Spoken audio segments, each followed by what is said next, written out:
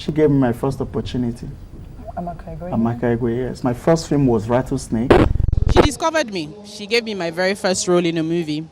That was 18 years ago in Violated. He did great jobs, one of which won me Best Actor in Nigeria in 1999. Long before the days of Netflix deals, red carpets in Toronto, or Nollywood panels at Cannes, there was a woman who looked at Nigerian television and film and said, "We can do better than this." That woman was Amaka Igwe, a visionary, a trailblazer, and one of the most influential figures in the history of Nigerian storytelling. When Amaka stepped into the scene, there was no roadmap. Nollywood, as we know it today, didn't exist. The Nigerian TV space was dry and underfunded. Films were mostly amateur experiments, recorded on home video, and female voices behind the camera were almost non-existent. Still, she did not flinch. She carved a path so powerful that even today, a decade after her passing, her fingerprints are all over the Nigerian creative industry. Amaka Igwe was born Amaka Audrey Igwe on the 2nd of January 1963 in Port Harcourt, Rivers State. She was the fifth of 7 children in a family that valued education, culture, and hard work. She stood out from an early age. She was curious, smart, and always had a knack for organizing and storytelling. Growing up, she had no dreams to become a filmmaker. She actually wanted to be a lecturer or a broadcaster, but life had other plans. However, it was during her master's degree in library and information science at the University of Ibadan that she began nurturing her skill as a storyteller, a prospect that would define her legacy. Amaka realized that the best way to educate and influence wasn't from the front of a classroom, it was through the screen. We are not telling stories about explosions on bridges or the destruction of the White House. Try and shoot that you destroyed that rock and see where you will be. In 1999, Nigerian television was in a rough spot. The so-called golden age of Nigerian TV, when shows like The Village Headmaster and Cockcrow at Dawn ruled air, had faded. State-run broadcasters like NTA were struggling. Budgets were thin, equipment was old, and creative risk were non-existent. Foreign content like The Cosby Show, Fresh Prince of Bel-Air, and Mr. Bean dominated the Nigerian airwaves because they were cheap to acquire and they came with a guaranteed audience. When government decided to ban the cinema screening in Nigeria, they did more harm than good. Because the people who were there, who encouraged the banning, were not able to fill up the gap. So the cinema culture died. And of course, the people who were trying to fill the gap did not know what Nigerian film should be. Amaka Igwe walked into this media drought, armed with nothing but vision, grit, and a script that would change everything. She had an idea, a bold and intelligent family drama called Checkmate. But creating it wasn't as simple as pitching a show and getting greenlit. Amaka had to fight to make it happen. First off, there was no real structure for television drama production in Nigeria. No private studios, no talent pipelines, no reliable funding. Everything had to be built from scratch. Amaka wasn't just the writer or director. She was also the producer, the casting agent, the team leader, and sometimes even a drama coach for the actors. The few people working in the field had little formal training, so she turned her set into a kind of boot camp, mentoring actors and training crew members on the job. The people who are practicing in this industry, majority of them did not go to any film school. I didn't go to any film school. We're all self-taught.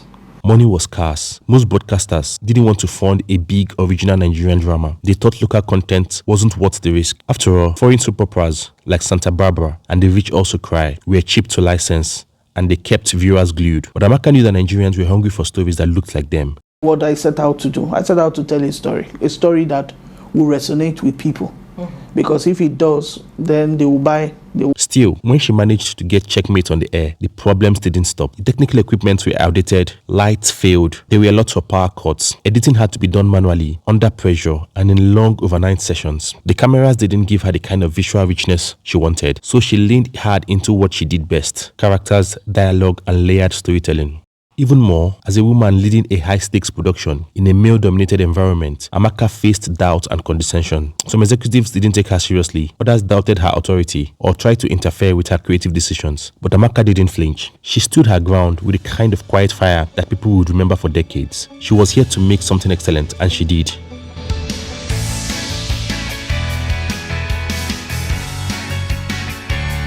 Checkmate finally hit the airwaves in 1991 and it exploded. Audiences were hooked. They tuned in every week to see the heartthrobs family drama unfold. There were boardroom battles, broken hearts, secrets, betrayals, and redemption arcs that felt real. For the first time in years, Nigerian viewers saw themselves not just as comic relief or caricatures, but as complex, brilliant people. But what most people didn't realize is that Checkmate was also the beginning of modern Nollywood as a talent factory. She had a sharp eye for raw talent and even a sharper instinct for how to bring out their best. For many of the actors who walked into the Checkmate set, this wasn't just their first big break, it was the role that defined their future.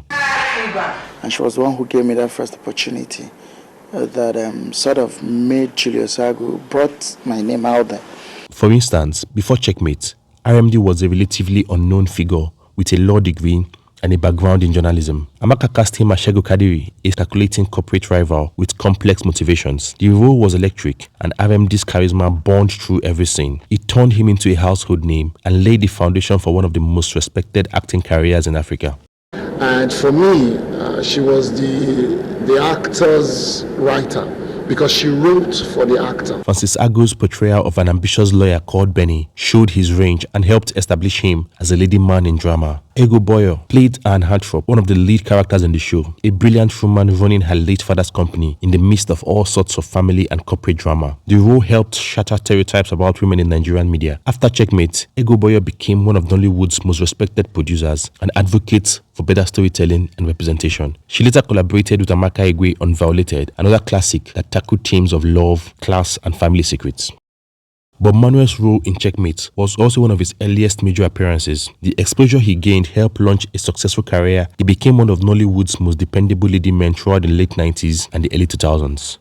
Fun fact, another young and relatively unknown actor who would go on to become arguably the most famous Nollywood actor of the 2000s had a small role in Checkmate. Guess who? It is important to understand that when Checkmate was in production, there were no acting schools tailored for the kind of screen work Amaka was pioneering. Most actors came from stage and radio, so Amaka had to retrain them to perform for the camera. She taught them subtleties like facial expression, body language, and pacing for serialized drama. She also doubled as a teacher for so many of us who were making our first, more like a grand entry into TV acting. She was known to push actors to dig deeper into their characters, often rewriting scripts to better match an actor's strength or emotional truth. So she would always tell you, look, this is not stage. I understand that you're coming from stage. And then what I liked so much was her patience. If she needed to get something, she would take her time and ensure that she got it correctly. Many of her cast and crew have since credited her with shaping their careers. She instilled a culture of discipline, preparation, and excellence, things that Nollywood sorely needed to evolve from its amateur beginnings into a full-blown industry. And sometimes you quarrel. I remember one day she annoyed me. I was very angry. I told her off, and then I walked away. Then I came back, and I called everybody together, and I apologized to her. Amaka's impact wasn't limited to actors. She also built a pipeline of camera operators, editors, and script supervisors, many of whom had no prior experience, but were trained on her set. In a country where film production was taking shape, Amaka helped build a generation of behind-the-scene professionals who later went on to staff and lead other Nollywood productions. By creating her own mini studio model and running it with military precision and creative flexibility, she proved that it was possible to make high-quality television in Nigeria, even without the financial or structural support that Hollywood enjoyed. When Living in Bondage kickstarted the home video revolution in 1992, just a year after Checkmate aired, many of the professionals who would power early Nollywood had already been influenced heavily by Amaka Igwe's work. In fact, many Nollywood producers began modeling their drama structures and production after Checkmate. Some outrightly recruited actors and crew who had been trained under Amaka. She had set the standard, and she had set it high. Today, when we talk about the foundation of Nollywood, Amaka Igwe and Checkmate sit right there at its center. She proved that local stories could be as captivating as foreign imports. She also proved that Nigeria had talent. We just needed someone to organize and believe in them. Good production values and storytelling discipline were possible, even on a budget. And lastly, she showed that television could be both entertaining and culturally relevant. Many of the actors and directors we now consider Nollywood royalty can trace their success directly or indirectly back to Amaka's vision and courage. But then it was very important for her that we now move to the next level, which is to raise our production qualities so that we can compete with the best around the world. After Checkmate, Amaka Igwe could have just taken a bow and walked away. She had already shaken up Nigerian television, launched careers, and proven that local content could compete with anything from abroad. But Amaka wasn't the type to sit still. She understood something that many producers still struggle with, that society doesn't just need deep and dramatic stories. We also need to laugh, and not just laugh any kind of laugh. It's the kind that comes from seeing your chaotic family on screen and going, yeah, I recognize that. That's where Fuji House of Commotion comes in. Fuji House is my own laughed at society. I laugh at Nigeria. For me, Fuji House is Nigeria. It's a perfect Nigeria. Believe it or not, Fuji House of Commotion started as a spin-off from Checkmate. Checkmate featured a character named Chief T.A. Fuji. He was loud, eccentric, and obsessed with his many wives. The character had only a few scenes, but he left such a lasting impression that Amaka knew there was more story to tell. So she pulled the character out of the drama series and dropped him in his own hilarious universe. From there onwards, Fuji's House of Commotion was born. Plenty wives was the notion. Concubines with concussion. The opinion was rotation. In simple terms, it's about one man and his over-the-top polygamous household. Chief T.A. Fuji is a patriarch, a man with multiple wives and a house full of kids, cousins, and never-ending drama. The show dives into their everyday lives, how they fight over dinner, managing their household politics, navigating jealousy and favoritism, all served up with comedic genius. Nigerians saw themselves in the squabbles and the sarcasm, the mothers fighting for attention, the kids forming alliances, and the chaos that somehow felt like home. Amaka Igwe didn't go the easy route. The humor came from well-written dialogue, sharp timing, and characters that were exaggerated but still believable. She treated comedy with the same respect she gave drama. Every script was tightly written, every scene had a purpose, and even in the middle of the madness, she managed to weave in important conversations about polygamy, gender roles, parenting, and even class dynamics. It was a mix of authenticity and absurdity that made the show stand out. Again, Fuji's House of Commotion was an instant hit. Families would gather in front of their TVs, not just to laugh, but to point at the screen and say, "That's exactly what happened in our house last week." The characters quickly became household names. There was Peace Fuji, played by Ngozi Nwosu. She was a dramatic lady who never missed a chance to outshine other wives and steal the spotlight. Her sarcasm and comebacks were legendary. You are fighting over catering practicals food. Ah, mommy, this one is sweet. That guy is bogus. Louisa Onu played Ireti Fuji, a conservative and traditional wife who never failed to remind the other wives that she was the first to marry Chief Fuji. What is this one doing here? It is my week from tonight, so... When I have not eaten anything. Amamoji served as the mediator between the wives, striving for peace at all times and using her wisdom to guide the household.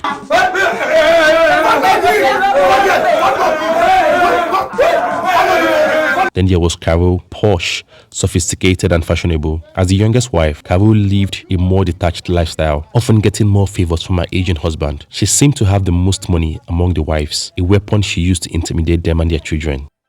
As I was saying, honey, Fuji's House of Commotion didn't just prove that Nigerians could do comedy right. It proved that comedy could be local, layered, and long-lasting. It showed that we could laugh at ourselves without watering down our stories. It opened doors for future sitcoms and sketch shows that wanted to reflect Nigerian life without resorting to stereotypes. And most importantly, it made people realize that Amaka Igwe wasn't just a one-hit wonder. She could master both sides of the storytelling spectrum, make you cry on a Monday night with Checkmate, then have you howling with laughter by Wednesday with Fuji's House.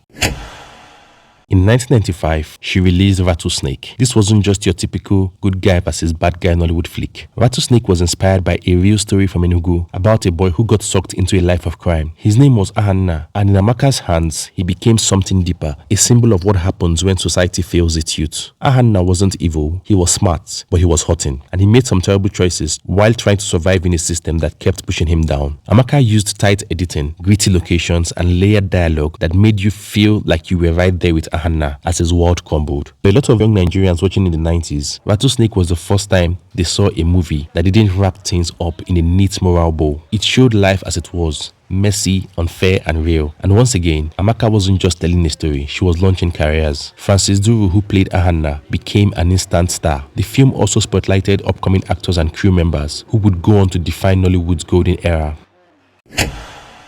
Then there was Violated, a romance movie with depth. After the intensity of Rattlesnake, Amaka showed off her range with another unforgettable film. But don't let the romantic drama label fool you. Violated took on heavy themes like class divides, family expectations, past trauma, and emotional healing. At the center of it all was the love story between a wealthy, well-bred man and a middle-class woman with a complicated past. At a time when most Nigerian movies were going straight to VHS, with little thought for production value or deeper themes, Amaka was out here crafting cinema. She was writing screenplays with structure and soul, pushing for higher quality in directing, acting and editing, telling stories that respected the audience's intelligence. It became a quantity versus quality debate. What does it matter? That's what we are saying. And remember, she was doing all this in the mid-90s, when the Nigerian film industry had no solid infrastructure, no funding pipelines, and no safety nets. Just passion, vision, and a ton of hustle.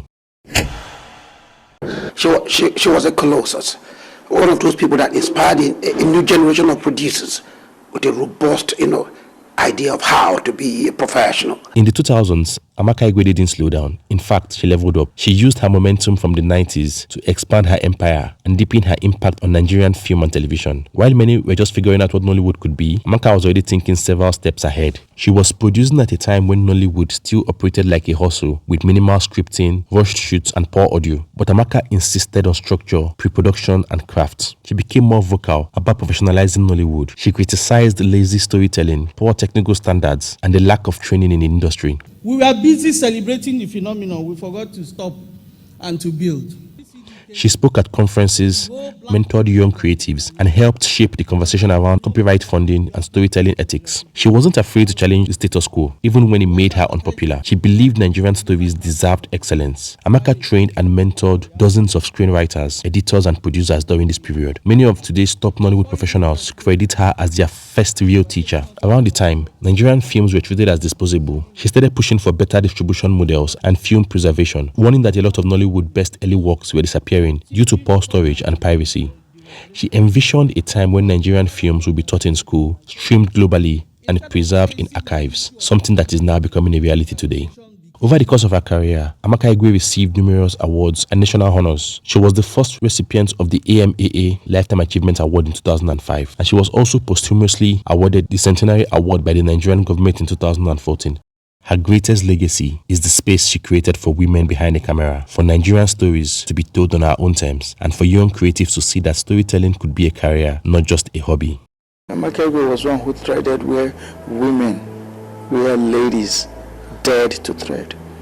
And she was one of those who matched the men in the business of entertainment. On April 28, 2014, Amaka Igwe died unexpectedly at age 51 from an asthma attack while on a pre-production visit in Enugu. It was clear that the loss was not just of a filmmaker, but of a national treasure. In the years since, her work has only grown in relevance. As Nollywood enters new global spaces, the echoes of Amaka's standards are ever present. Entertainment news: Google celebrates award-winning Nigerian writer, director, entrepreneur, and producer Amaka Igwe. On the 2nd of January 2020, Amaka Igwe was honored with a Google Doodle on what would have been her 57th birthday. Amaka Igwe wasn't just part of Nollywood, she was one of its finest architects. She created systems where there was none, told Nigerian stories with pride and precision, and mentored a generation of storytellers to dream big and do better. That's the Nollywood I belong to. It's a global movement. She came, she saw, she conquered. She had played her role.